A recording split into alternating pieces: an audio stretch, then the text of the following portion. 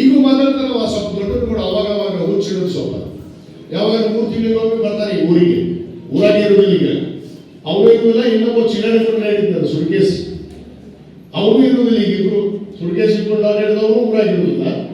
ಇವಾಗ ದೊಡ್ಡರು ಕೂಡ 3 ತಿಂಗಳಿಗೊಮ್ಮೆ ಬರ್ತಾನೆ ವಿಸಿಟ್ಗೆ, ಇದಕ್ಕೆ ಬಂದು ಮಾತಾಡ್ತಾನೆ. ನಾನು ಕೊಡಬೇಕಾಗಿತ್ತು, ನಾನು ತಂದಿದ್ದೆ ಹಕ್ಕುಪತ್ರ ಅಂತ ಹೇಳಿ.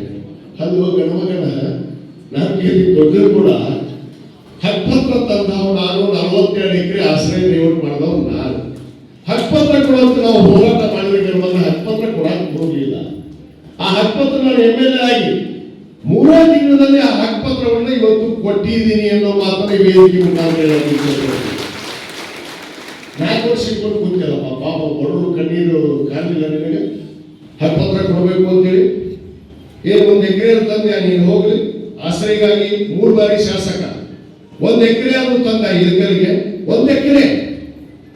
ನಾನು 42 ಎಕರೆ ಒಂದು ಈಗ ಮತ್ತಂತೀನಿ.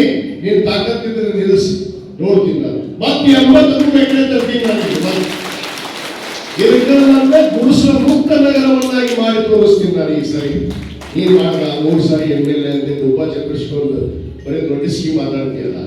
ಮತ್ತೆ ಮಾತಾಡ್ತಾರ ಬರೀ ಕಾಂಗ್ರೆಸ್ ಪಕ್ಷ ಅಧಿಕಾರಕ್ಕೆ ಬಂತು, ಗುಂಡಾಗಿರಿ ಬಾಳಾಗೈತಿ. ಗುಂಡಾಗಿರಿ ಯಾಕಾಗಿತ್ತಪ್ಪ ಈ ಇಳಕಲಲ್ಲಿ? ಈಗ ಒಬ್ಬರು TCM ಇಳಕಲ್ಲಾಗ ಯಾವ ನಾನು ಈ ಚೊಡಿಗೆ ಅಂತ ಹರಡಿದ್ರೆ ಇಳಕಲ್ಲಾಗ ಒಬ್ಬರು ಮಾತಾಡೋದಿಲ್ಲ.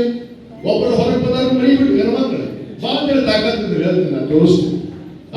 ಗುಂಡಾಗಿರಿ ಮಾಡಿಸ್ತಾವ ನೀನು, ಉಸು ಹೊಡಿಸ್ತಾವ ನೀನು, ಅಕ್ರಮ ಗಣಿಗಾರಿಕೆ ಮಾಡಿಸ್ತಾವ ನೀನು, ಭ್ರಷ್ಟಾಚಾರ ಮಾಡಿಸ್ತಾವ ನೀನು.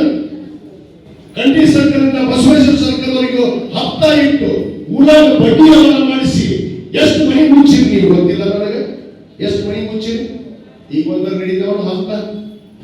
ಈಗ ನಡೀತಿದ್ದವ PSI ಒಂದರ ಹಪ್ತ ಇಸ್ಕೊಂಡಾರ ಯಾರು ಇಸ್ಕೊಂಡು ಇದ್ದವ್ರು ತೊಗೊಂಡು ಹಾಕಿ